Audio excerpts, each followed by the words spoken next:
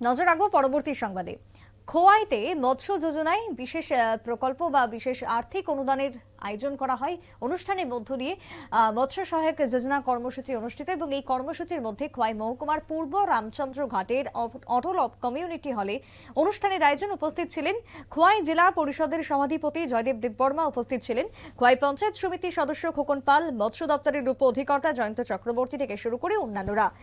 জেলার মোট 63 জন বেনিফিশিয়ারিদের এই অনুমোদন পত্র দেওয়া হয়, যার মধ্য দিয়ে তারা বাৎসরিক 6,000 টাকা অনুমোদন পাবে বলে জানানো হয় দপ্তরের পক্ষ থেকে।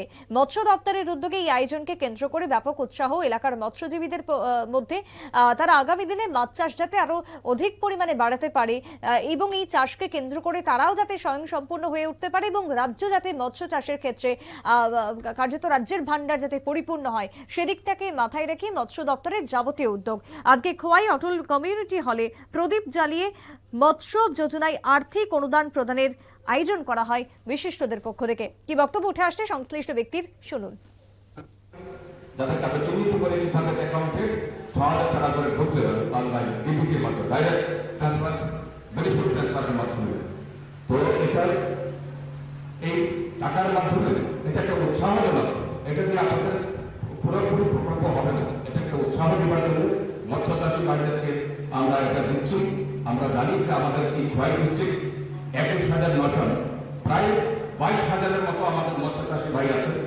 তারা বিভিন্ন রকমের সুযোগ সুবিধা পাচ্ছেন এবং আমাদের যে এই গ্রুপ অ্যাক্সিডেন্ট ইন্স্যুরেন্স গেস নামক একটা ইন্স্যুরেন্স প্রকল্প আছে। আমরা চাইব যে আমাদের প্রত্যেক কৃষকদের, আমাদের মৎস্য চাষীদেরকে এই প্রকল্পের সুবিধা যাতে আমরা দিতে পারি।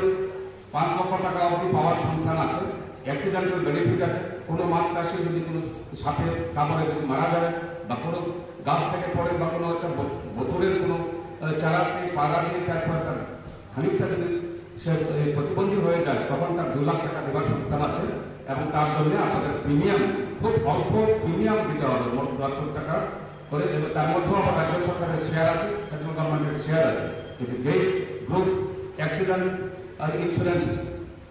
তো এটা এই প্রকল্পের সুবিধা। আমি বলবো যে মৎস্য চাষী ভাইরা যারা যারা করেননি, এটা যাতে সবাইকে এই গ্রুপ অ্যাক্সিডেন্টের মাধ্যমে আমাদের মৎস্য চাষী ভাইদেরকে তাদেরকে আরো সহায়তা প্রদান করবেন। তারা যাতে আরো বেশি করে আমাদের খোয়াই ডিস্ট্রিক্টকে মৎস্য চাষে আরো এগিয়ে যেতে পারে। মৎস্য চাষ করে তারা নিজেদের পরিবারকে পালন করছেন, প্লাস আমাদের বাজারে মৎস্য চাষের যোগান দেবেন। আমরা অত্যন্ত গর্বিত যে আমাদের খোয়াই থেকে আগরতলাকে প্রত্যেক দিন আমাদের এখান থেকে আমরা মৎস্য চাষিরা আমাদের আগরতলাতে আমরা এই খোয়াই থেকে মাছ পাঠাচ্ছি। আমি আশা করব এই মৎস্য চাষী ভাইরা যারা পাবেন তারা আরো বেশি বেশি করে মৎস্য চাষে উৎসাহিত হবেন। ইতিমধ্যে আপনারা শুনলেন সংশ্লিষ্টের বক্তব্য। তবে সেদিক থেকে তাকিয়ে খোয়াই জেলাভিত্তিক মৎস্য সহায়ক যোজনায় সুবিধাভোগীদের মধ্যে আর্থিক অনুদান প্রদানকে কেন্দ্র করে উপস্থিত সকলের ব্যাপক উৎসাহ পরিলক্ষিত হয়। ছোট্ট বিরতির পর ফিরছি, সঙ্গে থাকুন।